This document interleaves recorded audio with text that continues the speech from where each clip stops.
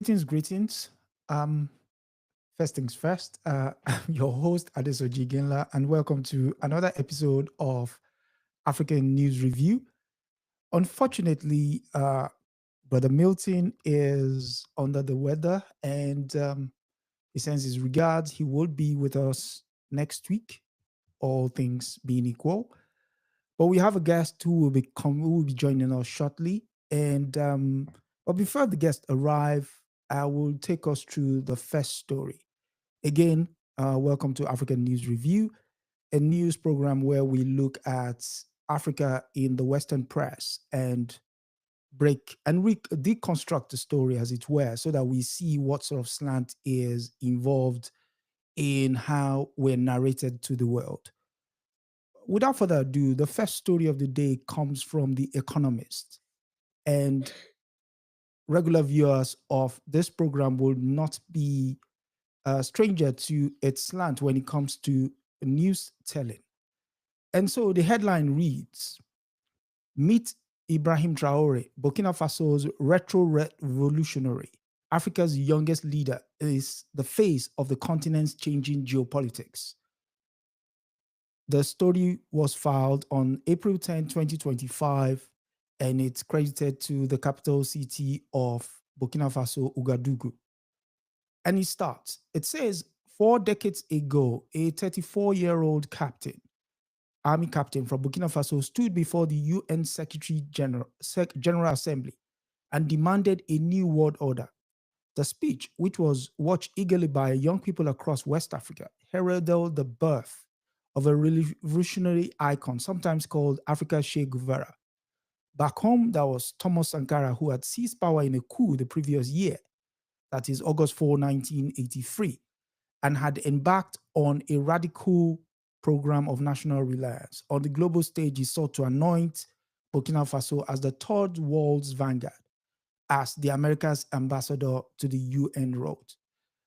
Before we delve into that, it's important to put into context why this slant in story.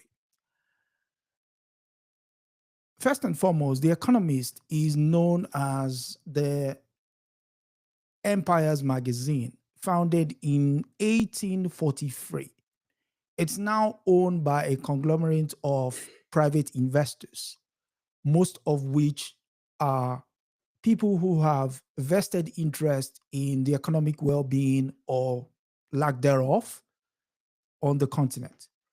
And the gentleman they referred to in 4 decades ago on the UN, who was said to address the UN, was none other than Thomas Sankara. Here I hold a picture, and his opening gambit on that stage was, I come here from a country whose 7 million children, women, and men refuse to die from ignorance. Let's hold that word, ignorance, hunger, and thirst any longer. My aspiration is to speak on behalf of my people and on behalf of the disinherited of the world, and to state the reasons for our revolt. Now, why is that important in the context of Ibrahim Traore? Ibrahim Traore at the moment seems to be the face of the youth of Africa in terms of leadership, of course. Bearing in mind the countries around him, with the exception of Assimi Goïta in Mali, and the Chadian president, Derby's son, the leader in Niger, three of which now form the Association of Economic States in Sahel, otherwise, shortly abbreviated as AES. Now, why is the framing of Traore important at this point in time? Traore has been exceptionally good at conveying his message, which is that the resources of Africa, or more especially the resources of Burkina Faso here, which is mostly gold, will be used as a bedrock of the economy of Burkina Faso. And why is that important? That's important because 27 years prior to him being the president of Burkina Faso, you had the government of Blaise Compaoré, who happened to have been the ones that the West used, specifically France here, used to assassinate Thomas Sankara. He's been formally charged, brought, and found guilty, but he lives in absentia in Côte d'Ivoire, next door, a bastion of French influence. Now, in the news magazine here, it writes, Sankara was assassinated by his army colleagues. You notice they just said his army colleagues and left out the bit that those army colleagues were actually pushed and buoyed by Western influence. So anyone reading or picking this up later in the years, far away from this recounted history, would not see that Western influence, but would just think it is how we call it, black on black violence, or better still, how we've been framed in the Western press. That is just what Africans do. They set upon each other without, putting into context that those army colleagues were motivated by not just greed, but also they were buoyed by external influence to go about what it is they did. And he continues, but his spirit lives on in Burkina Faso's latest military leader, Ibrahim Traore, an army captain who took power in a coup in 2022 at the age of 34. At home, Mr. Traore is trying to stem the spread of jihadist insurgency while reviving Sankara's autocratic economic policy in what he calls a progressive popular revolution. Again, let's put into context. When you say he's trying to stem the spread of jihadist insurgency, there was no insurgency prior to 2011. And anyone who pays close attention to the African continent will know there was a seismic event in 2011. And that was the overthrow of Colonel Muammar Gaddafi in Libya. With his overthrow, what then happened was arms became widespread in that neck of the woods, many of which are now also being used in the atrocities being carried out in Darfur. So it is not without basis that the sudden rise of jihadist insurgency in Burkina Faso was, at that particular point in time, was not only coincidental, but one would argue was actually engineered to be the case. And why? Because Mr. Traore in that timeline also engendered the expulsion of the French from Burkina Faso, subsequently Mali, and we saw the colonial deck of cards start tumbling down in countries, one country after the other. So it's also funny that Mali, Burkina Faso, and Niger have a problem with insurgency. And so anyone paying close attention again will notice that pattern. And then you begin to see, if you've studied your history books, that anywhere you tend to tell the previous colonial masters or imperialists as they were, that no means no, you can be rest assured that you are not going to have a peaceful rest. So I'll continue.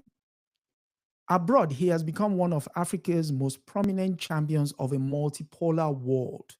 And in the face of a tripartite alliance of Sahel states, AES, an anti-Western regional bloc formed with neighboring Mali and Niger. You notice the use of anti-Western regional bloc. So the question then lies, why is it anti-Western? When Thomas Sankara was in power in the 80s, on assumption of power, Burkina Faso then was considered one of the poorest in terms of life expectancies, education, and what have you in the world. In fact, 70% of its food needs were provided by Western agencies. And so Sankara set about redressing that balance. And the first question he posed was, what is it about this Western, especially the likes of your World Bank, IMF, and even the UN that have been in Africa? And the question was, could you show me one success story since you guys have been here for that period of time? And because that answer meant a loud silence, Sankara asked all of them to leave, the IMF, the World Bank, and the UN. And he set about redressing that imbalance in terms of requirements within the African polity, especially with regards to Burkina Faso.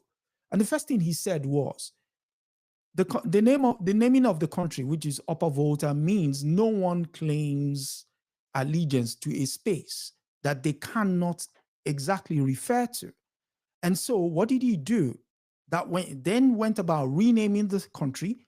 He renamed the country from Upper Volta to Burkina Faso. What does Burkina Faso mean? Burkina Faso is a combination of two of the main languages within the country, which meant the land of the upright people.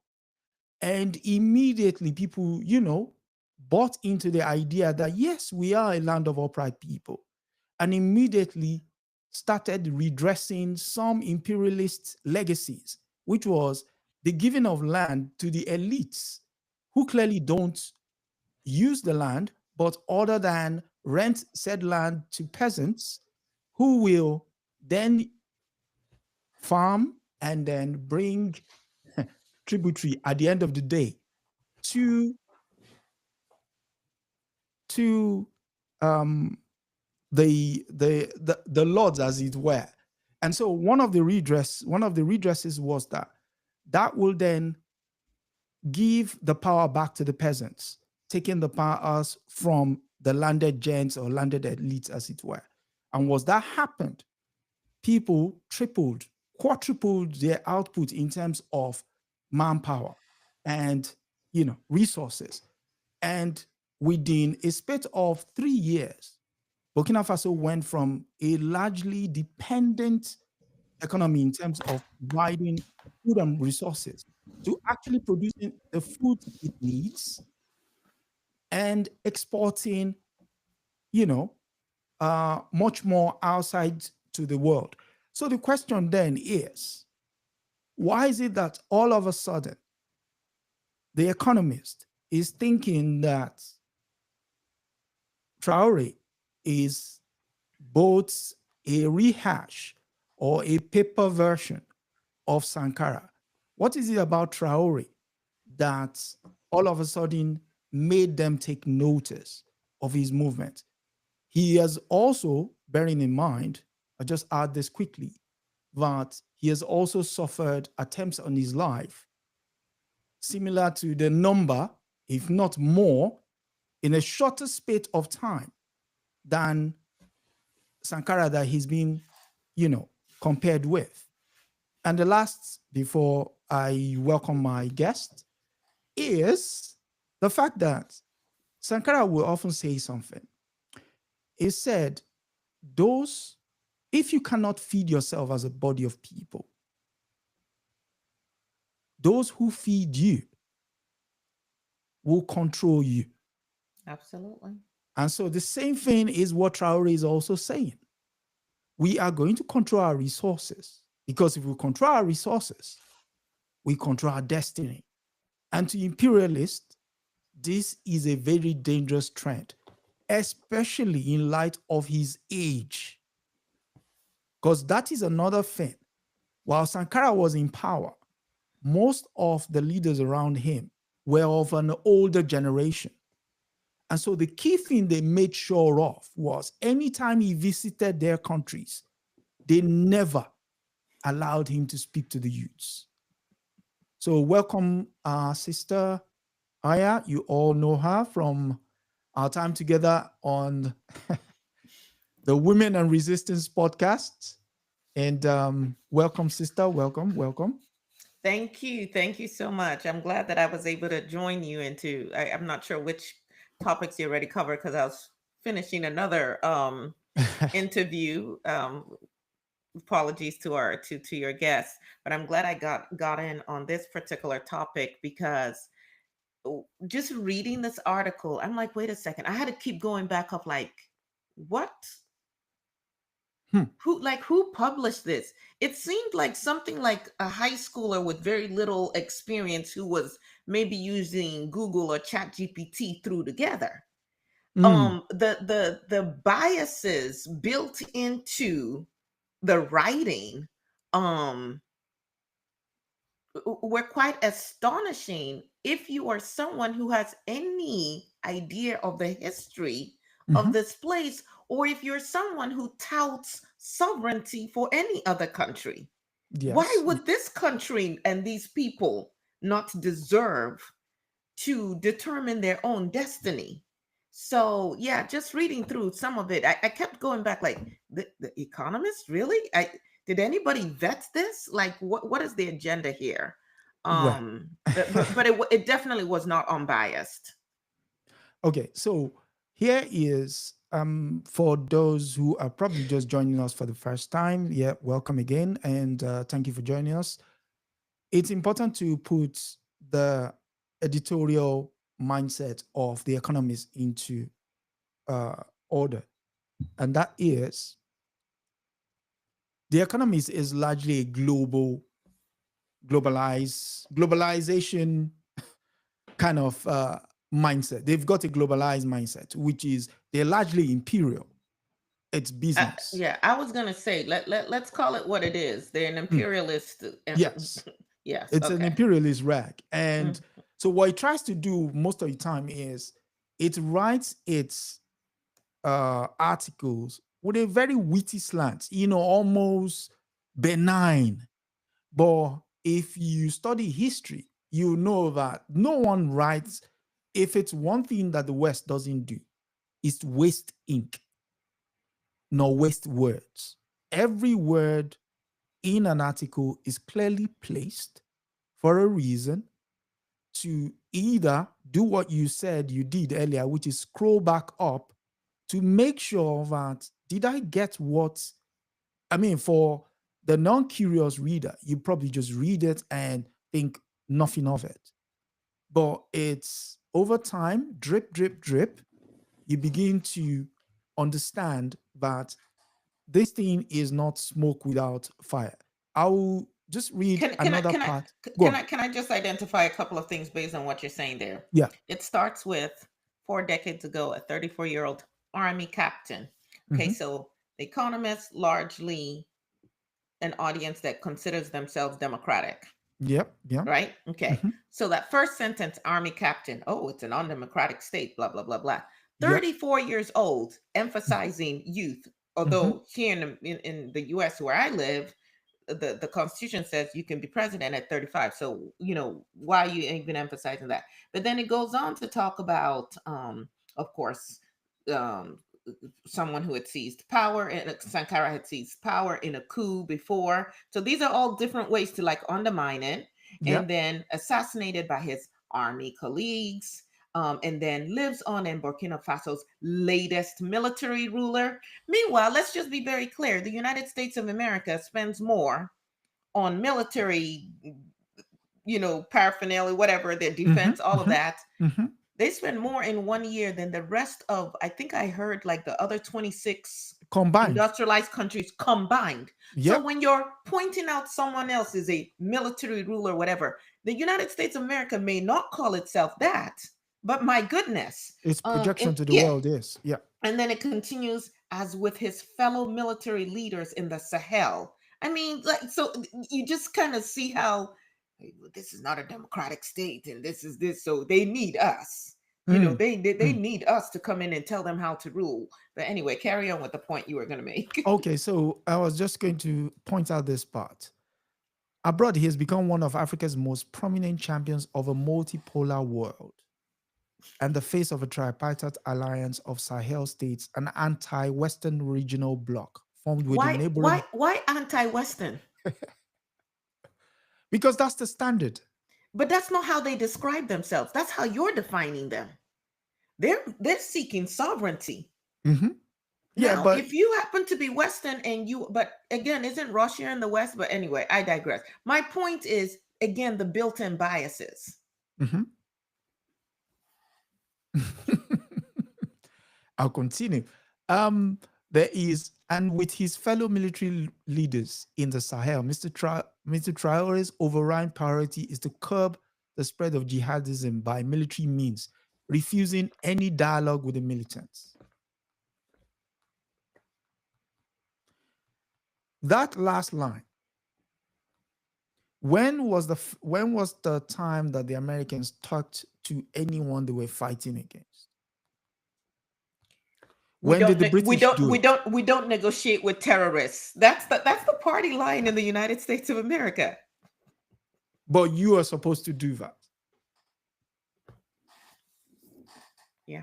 I mean, you see, this is why this program is very important, because sometimes we read this literature and not pay heed. Like I said earlier, they don't waste words. Words placed wherever in the article are placed there for a reason, so that it registers. So, for instance, calling him Mr. Traore, he's captain. He's Captain Traore. But we're not going to add any value Legitimacy to who he to is. him. Yes, exactly. So Yeah. So let's just finish this up. So it continues. Almost 2 years after an attempted coup prompted Mr. Traore to purge the army, the security apparatus seemed to be under his thumb. Critics or Western-backed enemies, you see, they put enemies in inverted commas, as Mr. Traore calls them, are either thrown in jail or sent to the front in a battle against jihadists. He is careful to cultivate his image. On billboards across Ouagadougou, he is shown opening factories and meeting foreign dignitaries. At the inauguration of Ghana's president in January, Mr. Traore appears bearing a sidearm along with a signature red beret and military gloves, as greeted with loud cheers. Enter the buzzword, Russia, which dispatched military advisors to Ouagadougou shortly after he took power, may have helped boost his star appeal. The Africa Institute, a Kremlin-backed media outlet, has made Burkina Faso the focus of its soft power efforts in the region, explained Ulf Lansing, an expert on the Sahel region at the Konrad Adenauer Foundation in Germany. Just focus on this green bit here and tell me what jumps out at you. You mean the African Initiative, a Kremlin linked? No, prior to that, he's careful to cultivate his image.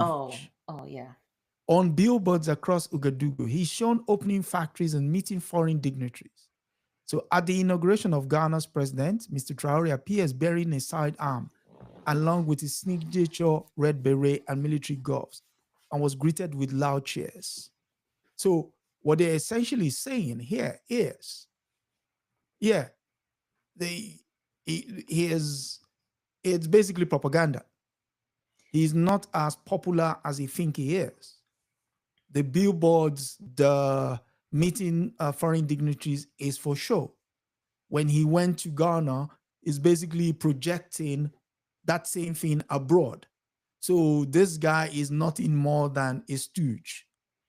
But here's the thing: is what stands out for me in reading that is the fact that we, in their eyes, if we talk about the white gaze, are not human.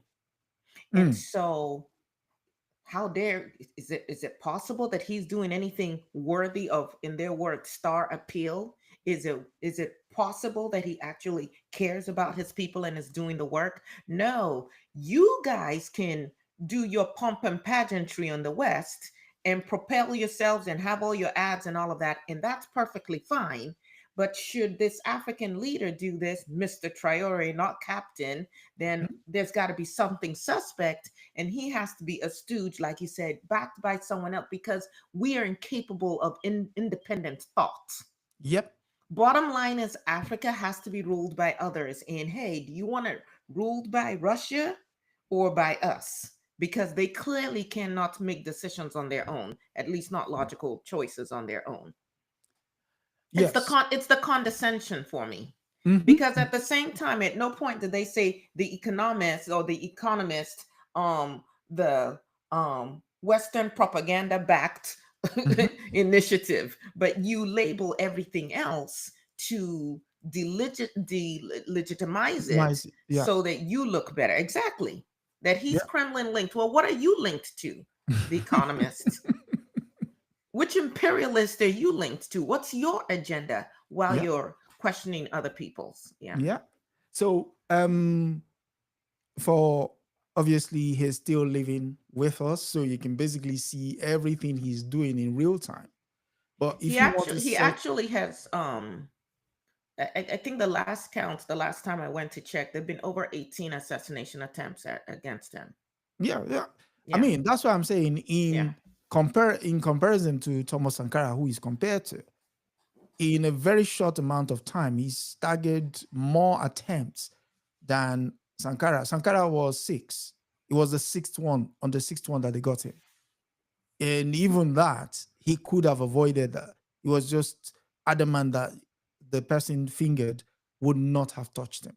That was it. And Traore was smart enough to go purge some people out Exactly. once he reckoned, because I think So- they'd been so- offered $5 million or something like that to kill him. Yeah. So yes.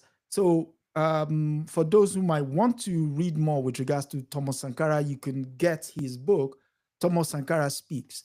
But there is one key thing here about Sankara. He was asked that, what makes you tick? He said, well, to lead in Africa, you need a certain amount of madness, without which you can be rest assured you're not going to achieve anything. And that certain amount of madness formed the bedrock of another book. As you can see, that's his quote, right? A certain amount of madness. So this is by, what's her name? Amber Murray. So a certain amount of madness, the lives and politics and legacy of Thomas Sankara. So, and the reason we do this is it's important to not just read the newspapers of time, but also because, again, they say newspaper are the first drafts of history. Now, this is a first draft of history now, but it's touching back on something that has happened prior.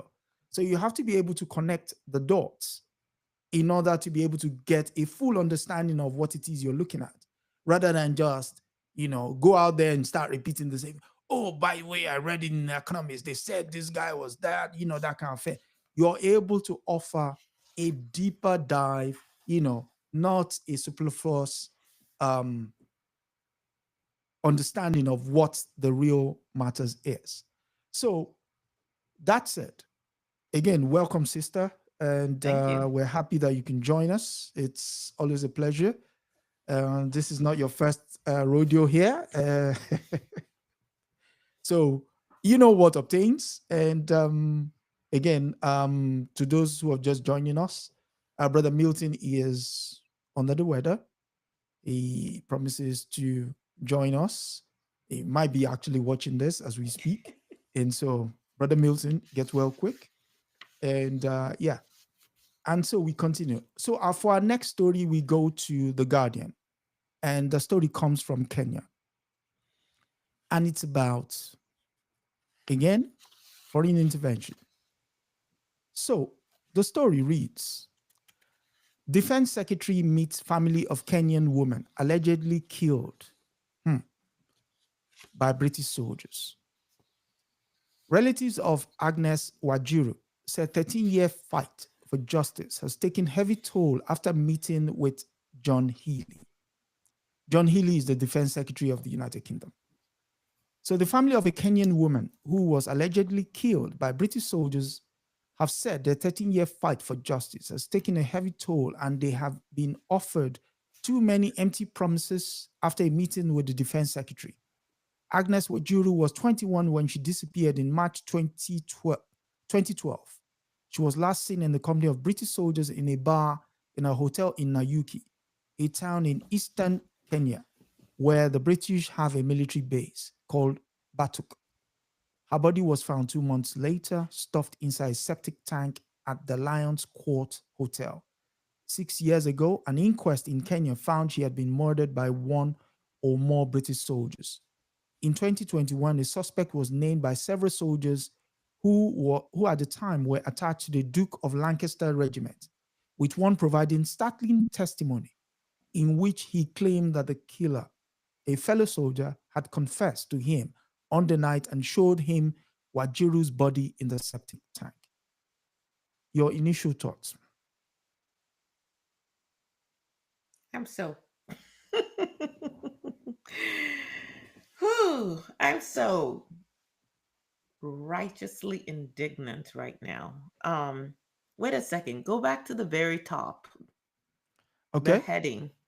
So the heading reads, Defense Secretary meets family of Kenyan woman allegedly killed Thank by you. British soldier. Allegedly.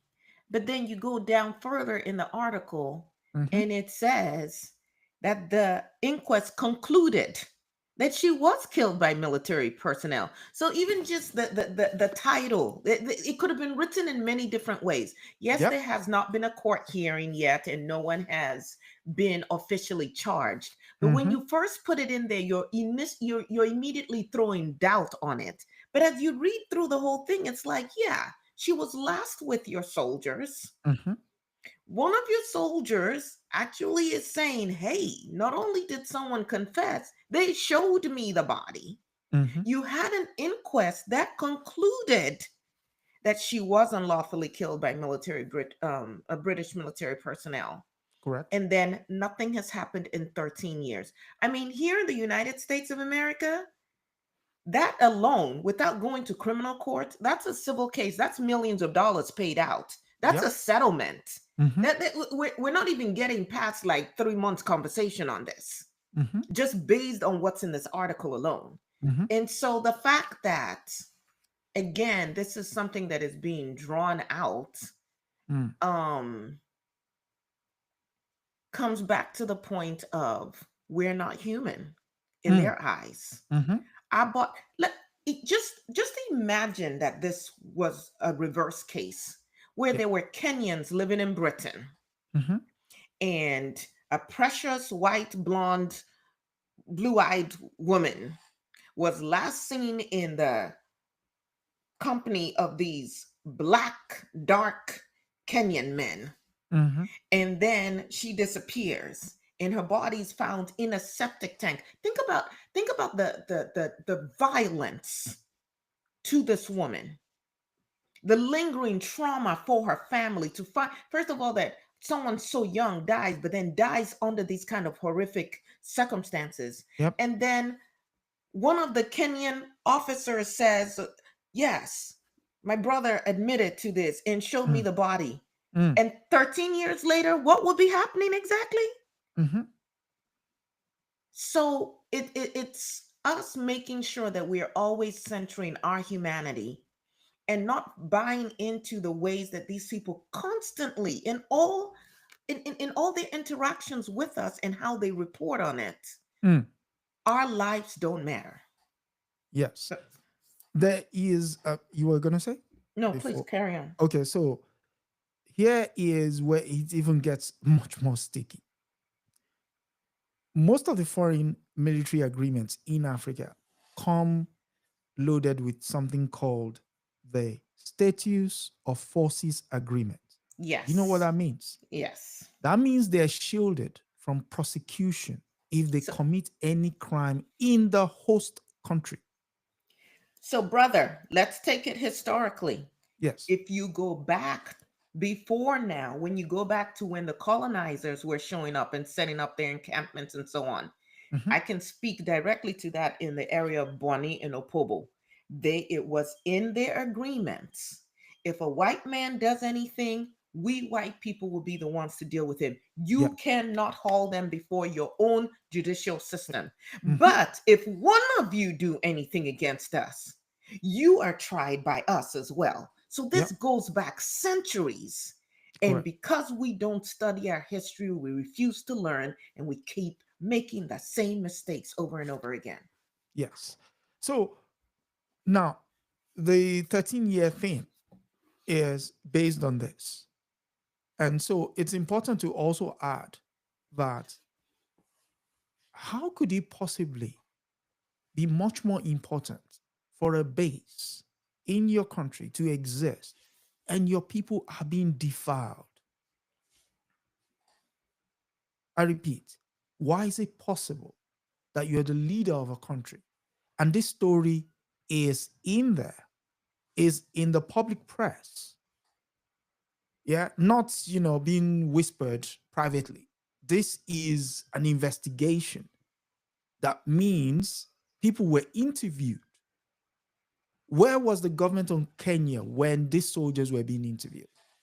Well, I'll tell you what they're doing now. They're using taxpayers' money to fly to the UK under the guise of we're investigating it. If you continue to read the article, but here's the deal: when you bring that up, first and foremost, why is the British Army training? Why does the British have an army training unit in Kenya to begin with? So to the extent that they even have a title, Batuk, why are they there? And what are they offering Kenya? That's one. Second question. From 1983 to 2003, there were, over just that 20-year period, there were over 200 cases of rape involving British soldiers stationed in Kenya. No prosecutions, no comprehensive investigations. But we see the children. These children are often ostracized because the mothers are ostracized from their families. The children are abandoned. They're called derogatory names because they're offspring of rapes. Some of the girls raped were as young as 10 and 12 years old. And when we talk about sovereignty, ask, Ruto, why are you silent on this? Because any truly sovereign nation would not still be, oh, well, let's still talk about it. What else is there to talk about?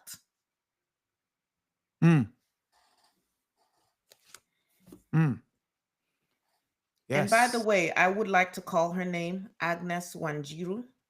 Agnes Wanjiru, 21 years old, found dead in a septic tank. We lift up your name. Yeah. Okay. And may she rest well with the ancestors. May she come back and rain down hellfire.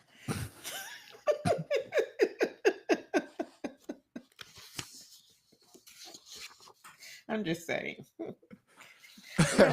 We're not resting in peace. We're coming back. There will be retribution. There should be. I mean, absolutely. If you have, I'm sure there are lawyers who will take the case pro bono here and pull them up on what it were. So for our next story, we go to the Financial Times, the money paper. Money. Yeah. And this is where we call the name of your president. And the title reads... Who's president? Not mine. The title reads, South Africa ANC calls Trump's Afrikaner refugee plan madness. A main party in governing coalition dismisses U.S. accusation of white minority oppression. And you can see a couple of Afrikaners there who are clearly not pleased. Listen, those people look like they took that picture in Texas. I'm telling you the truth. This looks like a Klan rally just an hour and a half from where I live. Same look. Same my gene pool has been watered down. Yes. So we go on. It says, the news was filed in by Rob Rose and Monica Park in Johannesburg. It reads, South Africa's African National Congress has labeled a plan by Trump administration to build refugee centers for white Afrikaners as madness in its latest twist of a deepening diplomatic crisis between the two countries. People in South Africa with knowledge of the Trump's administration plans told Financial Times that they have met US State Department officials in recent weeks who were determined to bring Afrikaners to the US as refugees. They were very serious about it. They want to see Afrikaners on planes, said one. One more thing. Under a project called Mission South Africa, the Trump administration has begun turning empty office spaces in the center of Pretoria, which is the capital of South Africa, into temporary housing for Afrikaners, refugees, according to documents obtained by the New York Times. The newspaper said US has received 8,200 refugee requests and identified 100 Afrikaners who could be given asylum. Afrikaans, a white minority group who trace their roots to 17th century Dutch settlers, led a white nationalist government that implemented apartheid after the Second World War and today constitutes less than 5% of the country's population. Your initial thoughts? Let them go. Oh. Kick them out, take our land back, go. Gas up the planes, go. Come to the US. So listen, the US isn't doing anything that they haven't done before when they've tried to make this a white nation. Mm-hmm. It failed before, it's going to fail again. The country is mostly sitting on the land of brown and indigenous people anyway. And we are having more babies than they are, and will always be. These people are a minority in the entire world. Now, we didn't play that race card, they played it. We would have been content with all of us just being human, but they have to oppress everybody else, right? So for people who are used to oppressing others, any form of equality feels like oppression to them. So please file your papers, come to the US, and what you're going to do is, as we say here, F around and find out, because African Americans, indigenous people, Hispanics in the United States of America are not going to just lay down and play dead. It didn't happen before. It's not going to happen now. I don't know how long the struggle is going to be. But if you think you're going to come here and make this a white enclave, you're going to find out something different. That's one of the reasons now that in the United States of America, they're actually making moves to try and limit the number of Black and brown people that join the army. Because we have so many veterans who are Black and brown. You think white people are armed, and yes, you guys are numerically the majority at this time, but you do not understand what it looks like to fight with the people when their backs are up against the wall. So what I'm saying is, leave South Africa, and we're not letting you take anything with you. We're freezing all your accounts. The land is ours, all of that. Go ahead, file asylum, and go stay with Trump and see how that works out for you. That's how I feel, my initial sense of it. Okay, so there was one thing that jumped out in the initial 2 paragraphs that we read. 3 paragraphs. And someone said in the chat that it's not the rich landowners that are coming. All of you go. We're going to kick all of you out. Imagine having a settler community in my own country that I'm banned from. And then you're going to turn around and say, you're the ones that are being victimized? And then you're going to talk about we're facing racial discrimination? Are you freaking like, how ahistorical is that? Who is publishing this crap? This is Financial Times. I know.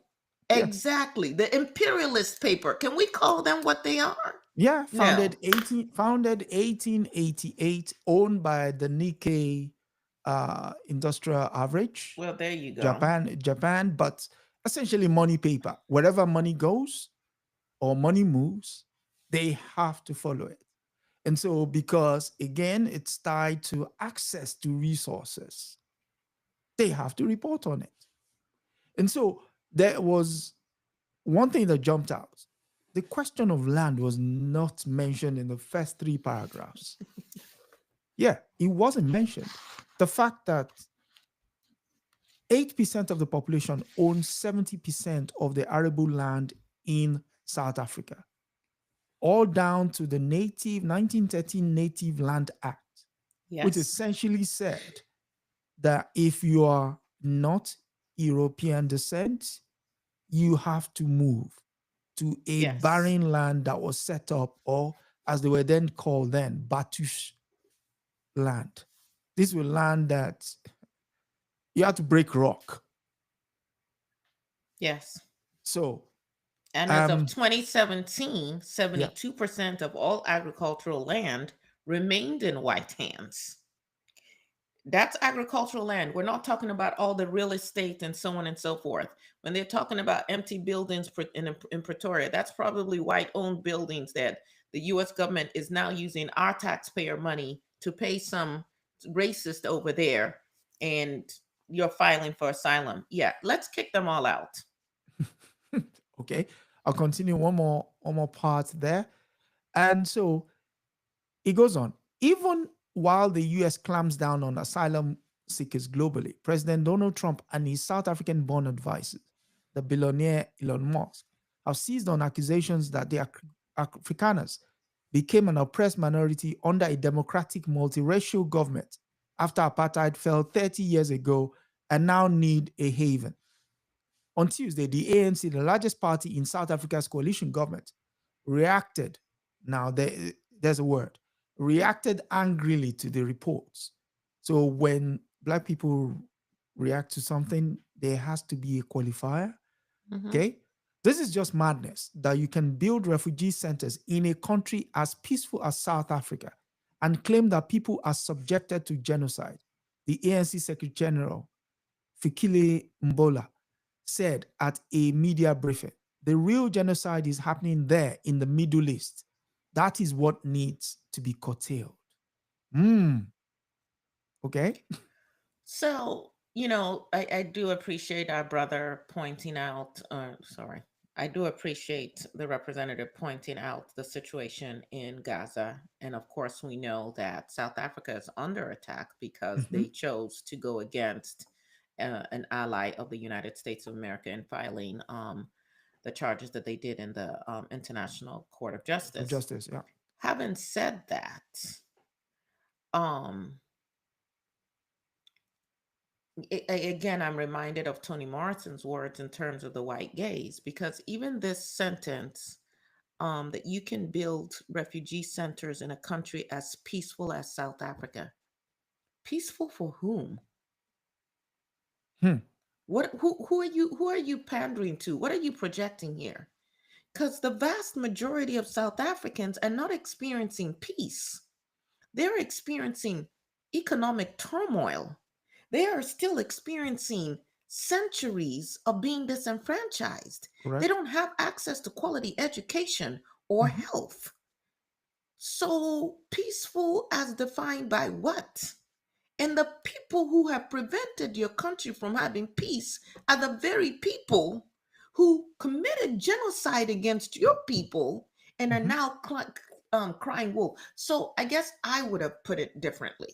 But I, again, understand why, though I don't agree with it, why our people continue to try to pander to folk who have made it very clear that they do not see and do not respect your humanity. Mm. But Mm. South Africa is not peaceful for the average South African. People are catching hell. And a lot of that hell is as a result of what these damn Dutch settlers, and again, how we fantasize these words. Dutch settlers? No, these were rapists, murderers, Yep. agents of genocide Mhm. who left their countries, came with weapons, and subdued a group of people who were not expecting that, Mm. Mm.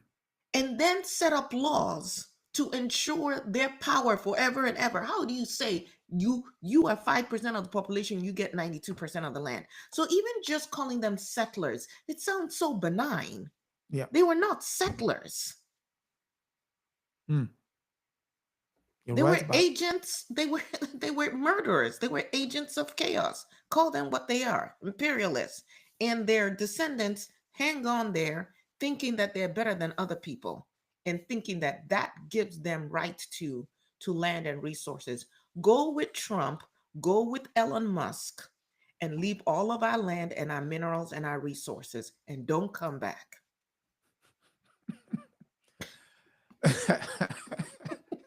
Well, I don't know how I else to mean, say it. there is not more to add to that. And so, uh, I mean, I suppose there's nothing else to say in that we've been sort of curated to think if they're happy, then we should be happy. So when you pointed out that sentence, peaceful. So if it's peaceful for them, then surely it's peaceful for you, the locals. Who cares about how you feel? So you can't help but wonder that, you know, those people have, even in the United States, I mean, let's come on to the United States for a reason.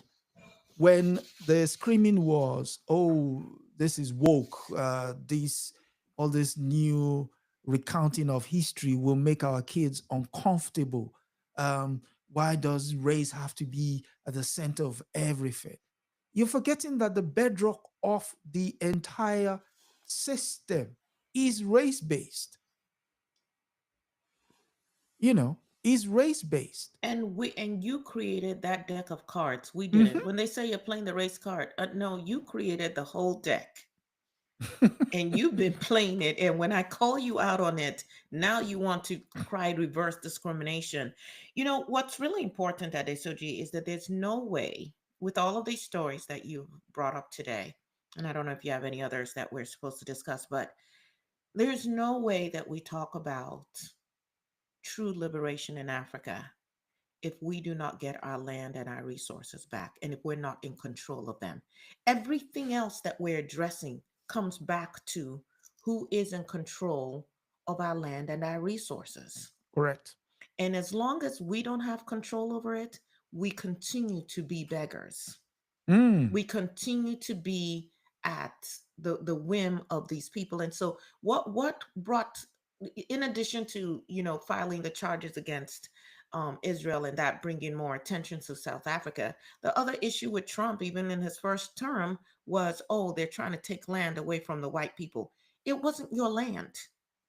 If you come Mm. and you steal my stuff, I don't care if you've now had use of it for 50 years, 100 years, 500 years. If I'm magnanimous, I'll let you keep the whatever interest you've made off of it, but give me back my land.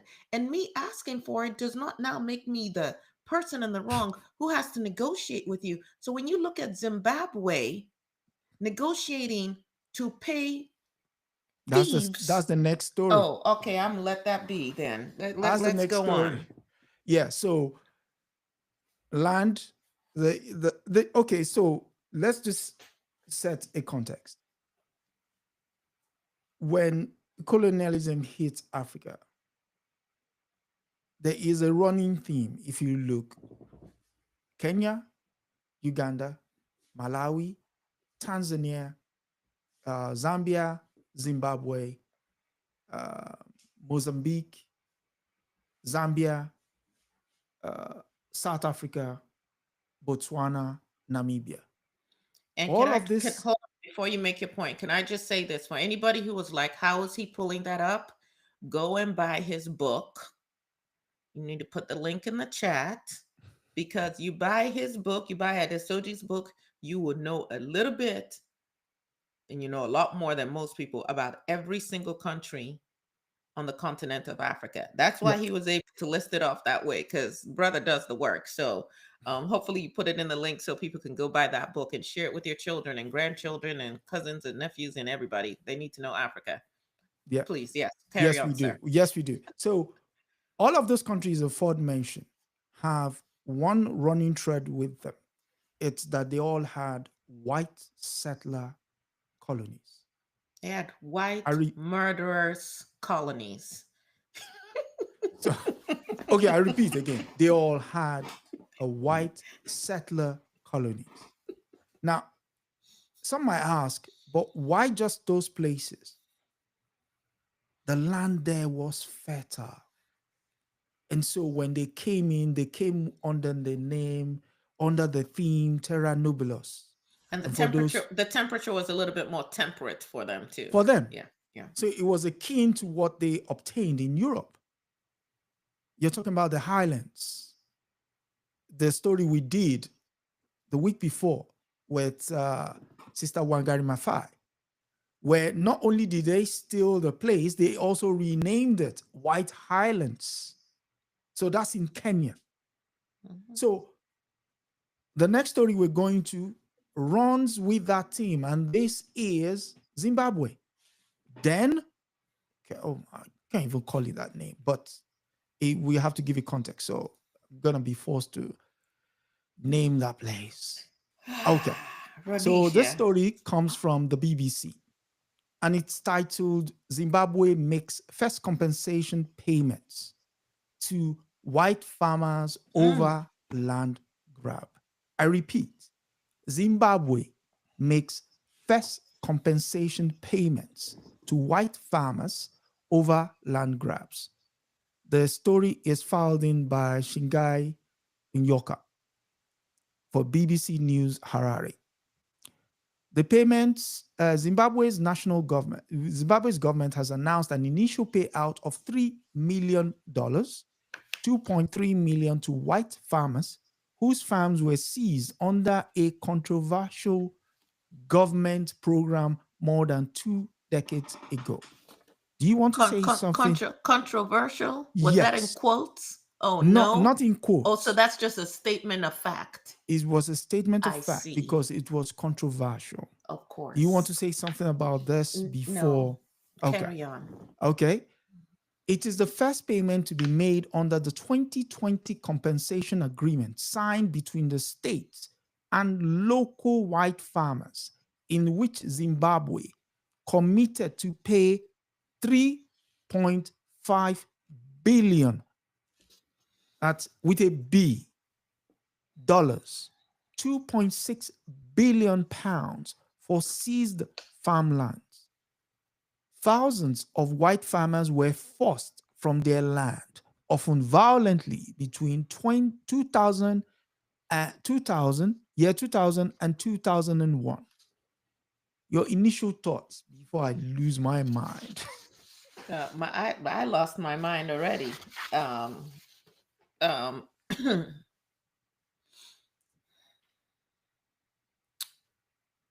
Again, it's so important that we put all of this into historical context. So let's talk a little bit about Zimbabwe. 1890, the British colonization begins in earnest. The British South Africa Company under Cecil Rhodes occupies Zimbabwe. Let's ask ourselves what occupies means. Okay, we can see in real time Gaza being occupied. What does that look like? It's not peaceful. Okay. White settlers, again, this terminology that sanitizes their murderous actions. White settlers are given large tracts of land while Africans are forcibly displaced. Again, just words. But what do you mean? What does forcibly displaced mean? How many tens of thousands were killed? How many children died of starvation? You know, what does that mean? And that leads us to the first Chimurenga War, right? Yep. 1896 to 1897, Yep. where the Shona and the Ndebele peoples rose in resistance. Correct. Resistance to what? Land theft, forced labor. You steal my land, you displace me, and then you force me to serve on that land to pay taxes that you've imposed on me that I can't make on any land because actually I don't own anything, right? Now, I do want to take this moment to call up, women have featured prominently today. I don't know if it's because I'm your guest today, to call up a name of an ancestor, Mbuya Nehanda. And you say, who was she? Yep. She was a revered spirit medium of the Shona people in Zimbabwe. Believed to be possessed by the ancestral spirit of Nehanda, she was both a spiritual leader and a key figure in the first Chimurenga War against British colonization. Yep. She played a crucial role in galvanizing her people to resist the land dispossession, the forced labor, all the cultural destruction that was going on.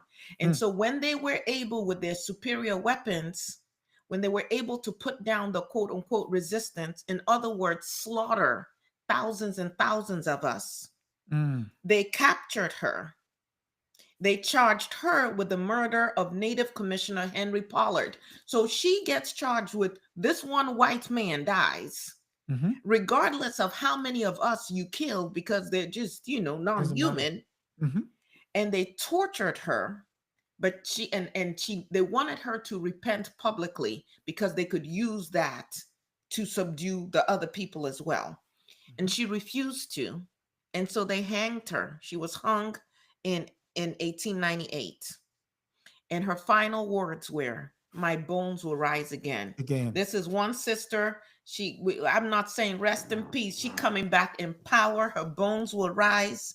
I don't know exactly how or when, and she might already be here right now. But when we talk about the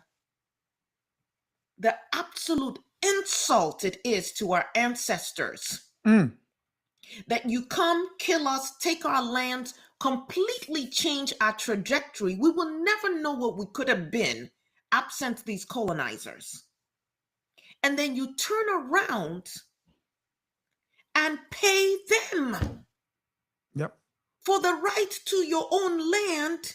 And then some idiot calls it controversial that you're even going to do that. And mind you, while you're trying to take out money to pay them, why are you doing this? Because you need to get back in the good graces of the Western world so that you are again considered credit worthy, even though you already spend 97% of your GDP servicing loans. You want to now pay more money to these murderers for your own land so that you get back in the good graces to be able to borrow money from people.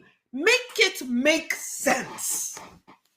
Somebody help me, because I don't get it. And we can go on. We can go on with the history. The 1930 Land Apportionment Act, similar to the 1913 Act in South Africa, legalizes racial segregation of land. 50% of agricultural land is reserved only for the whites, again, settlers. Africans are confined to poor quality native reserves. What did they do to Native Americans in the United States of America? Same playbook.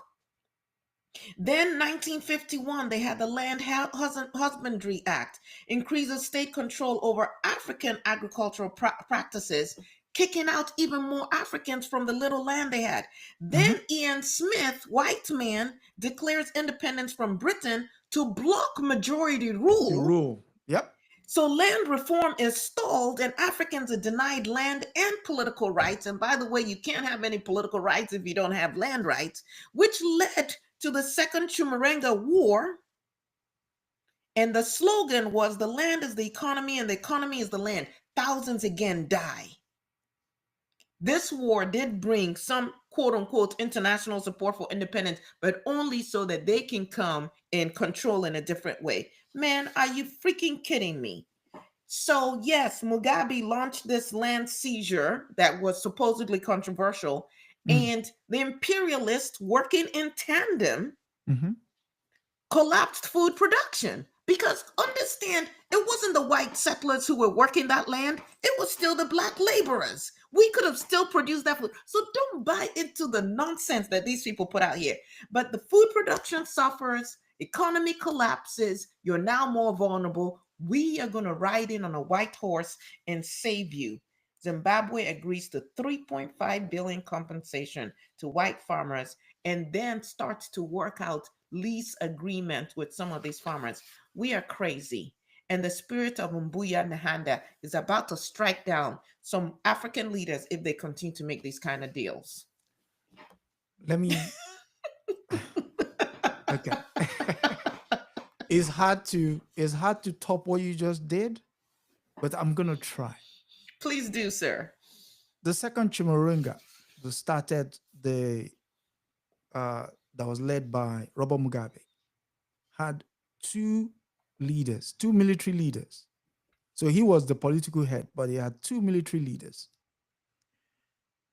One of the military leader was killed in a helicopter crash in Mozambique. His name is Sankara. The other one is named the Crocodile. He survived and he fought and they won the independence they won the battle on the field. They defeated not only the Ian Smith's army, but also the support from the British. Eventually, the British could not get weapons to them. Because they're punks. Every time we resist, they're punks. We just need to resist. Okay, carry on. It gets wilder. It does. So, bearing in mind, I said there were two military leaders, right? The military leader that led the other angle, nicknamed the Crocodile, would come around eventually to overthrow Robert Mugabe. And his name is Emmerson Mnangagwa. He's the current president of Zimbabwe. So the thing you won on the battlefield, you're now handed out back with the stroke of a pen.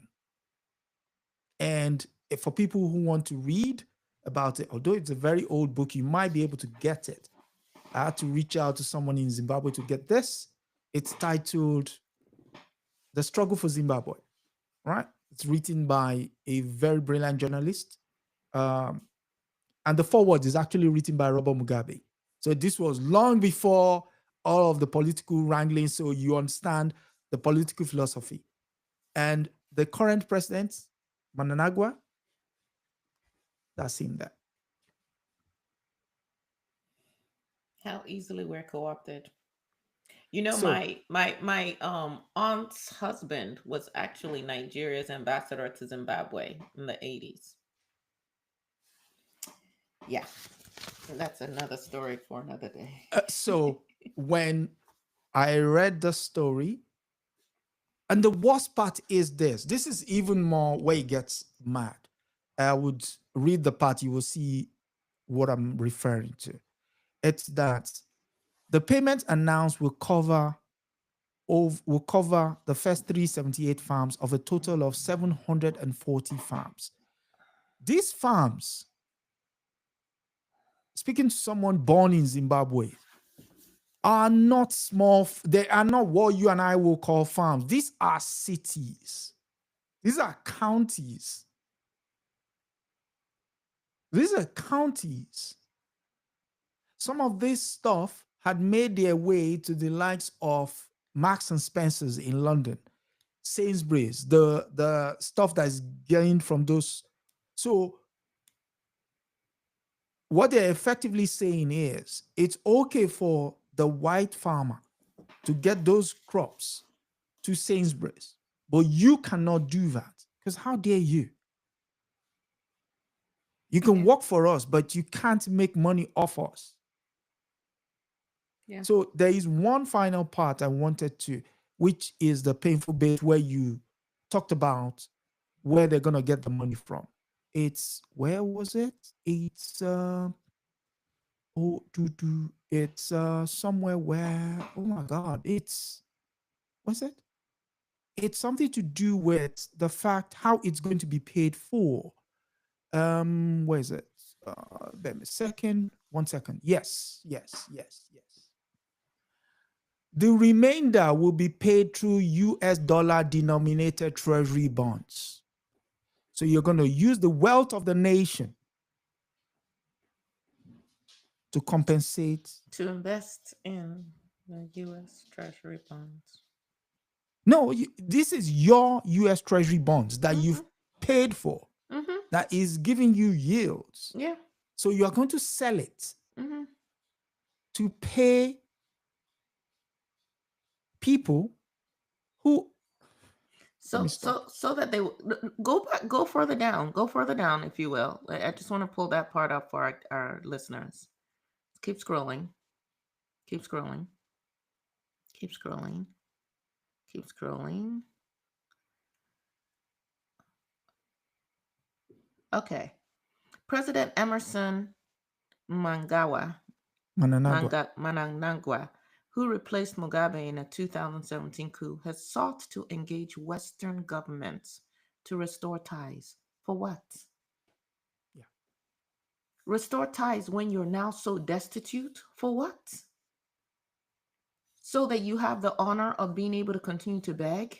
Like for what? What is the mindset behind it? But then again, looking at history, Mm.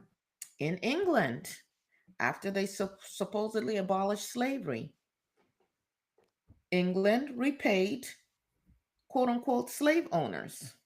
In Haiti. In Haiti, Haiti had to pay for the right to be independent. In the United States United of States. America, Lincoln paid white slave owners for the loss of their property. So There you at go. every turn, the evildoers get compensated while the true victims Mm. of the evil are left vulnerable so they can be victimized again. Yeah. We, Yeah. we don't have we have no intentions of ending this cycle. Yeah. And I know that there's some people, and trust me, if you lived long enough, you are going to have people in your family from different backgrounds and ethnic groups. We've all mixed. Mm-hmm. Mm-hmm. Um,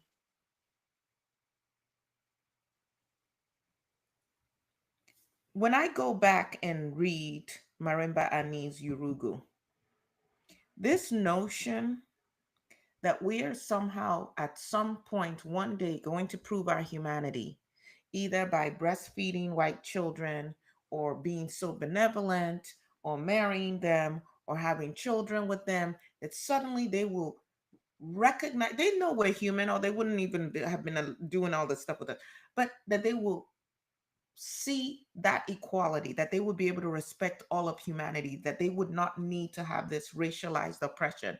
The fact that we're going to do something to change it, I think, is a fallacy. And we need to stop living along those lines. So the whole idea of I'm going to spend so much of my energy trying to build allyship. If you want to be an ally, great, but I'm not wasting my energy on that. So rather than figuring out how, with the money you have, you consolidate your resources, you figure out how to work with other African countries or other entities who are not against your interests. No, instead, I mean, we can't learn in a few years how to farm the land like we used to and feed ourselves. Instead, you sign on to this asinine agreement. Yep. It's To truly borrow money, unfortunate. to borrow money you don't have, to pay who don't like you. To keep yourself further enslaved. Now, this is one place where I might have to agree with Kanye West. Oh, Slavery is a whoa, whoa, choice whoa, on this whoa, one point. whoa, whoa, whoa. On this one point, but it's not a choice that the average African is making. It's a choice that sold out African leaders are making. And Yep. Yep. perhaps if we can get Ayikwa Ama to do like a whole African tour and have a specific class for African leaders or aspiring African leaders, perhaps that will help us see things differently. No, I Because mean right now, he's. the path we're going down, we're not reading his books. The path we're going down is a path to I destruction. mean, he has a book dedicated to He the does. idea of leadership, remembering a The dismembered dismembered continent. continent. Yeah. So, I mean, people can read it. So, again, it goes back to why, if you fought for what you fought for and won it on the battlefield, why are you signing it away? Why? Why? I don't get it. Is it, I mean, if anything, your comrades who lay down their lives, who are no longer with you, does that not mean anything to you? So maybe the fight wasn't for the power of the people. It was really using that to ride to personal power. Yeah. I mean, yeah. Because I mean, and that's what we're seeing here in the United States of America. There are impoverished people who think Trump is for them. Trump Mhm. rode their issues and their concerns and rode it to the White House for his personal power. Yeah. Yeah, Yeah. exactly right. It's like paying a robber because he broke into your house Yeah. and borrowing money to pay Only to the pay him. borrowing the money to pay telling him apologizing, setting up a throne for the robber, and then paying them. Yes. I mean, so again, this is why engaging with the press is very important. Is that when they put this stuff out there, there is no pushback and there is no, there's it for them. The moment you, it's quiet for them. It's tacit approval of what it is that the entire articles. So what will enjoying people do is go to those articles, share it, and even share this video to those you know, share a similar outlook on things with regards to who you are. Don't give it to someone that you know don't care about it because they're just gonna, share it. And the more you do, the more it comes to not just the leaders understanding, but also it's important that the youth be able to grab onto it and hold on to it. Because then they can then say, listen, that's old news. We're not doing that again. Because when you then elect your next set of leaders, what are you going to do on this matter? And then you can hold them to account. So, We absolutely need to be paying attention to the patterns. mm, It's like when I play chess with my kids, they're better chess players than I am, and so they can anticipate certain things. They know you do this. This is typically what happens on all that. They kill me like that every time. mhm, And until I take the time to study the game and pay attention to the patterns, I will constantly be the one that they just play around with. And of that's the course. same thing with Africa and Africans, wherever we are across the world. They're using the same playbook, the same tactics. And we keep not paying attention, it seems. And we're not teaching the next generation. We don't learn and we do, so we don't remember the Mhm, dismembered continent. We don't pass on that information. And so we don't anticipate what is happening here in the United States. Anyone who had studied Reconstruction and post Reconstruction should have mm, known it was about to happen. Every time Black people get ahead or look like we're getting ahead, there's a very significant white lash. We didn't plan for it. mm, mm. We were just celebrated that we had a Black president and we didn't make any plans. And now it's like, What's going and on? the whole, but they they never gave up even after the Civil War in the United States. They in the South, they've been fighting that war. And here in Texas where I am, that's why I came in late. We were doing a podcast on the bills that are going through legislators right now, and so many of them are a return to Jim Crow in one way, shape, form, or the other. So we need to pay attention to these patterns, and I certainly encourage your listeners to please like, share, subscribe, and I want to thank you for the opportunity to weigh in on some of these topics today. No, no, my pleasure, my pleasure. And for those of you who already know, Sister Aya and I do a podcast every Wednesday at 7 p.m. Eastern. And this week, as part of continuation, is we've done 10 exceptional women, and we're going to be putting those 10 exceptional women into conversation with each other. But the week after next will be the turn of Sister. You want to tell them who the No, sister is? you do the honors. Because you already have a crush on her and she's not even living. So you do the honors. So we're going to be, yes. I like women who move stealthily. Yes, I like. So she is Andre Bolin. So just keep that name in your mind, Andre Bolin. So if you are able to watch soundtrack to a coup d'etat, you will see this woman that we're talking about. So again, until next time, and again, thank you for standing in for Comrade Milton. No, I could never stand in for Comrade Milton. No, no, sir. Not at all.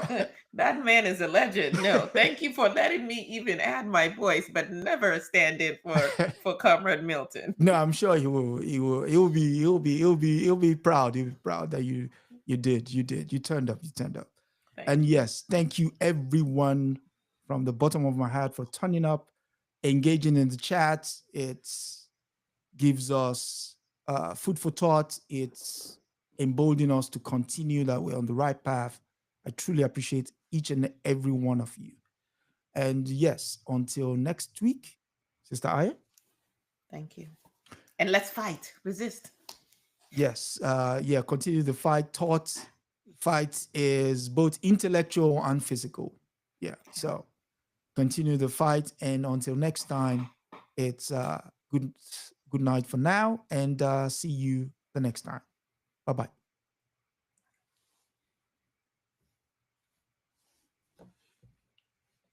Yeah, so Imagine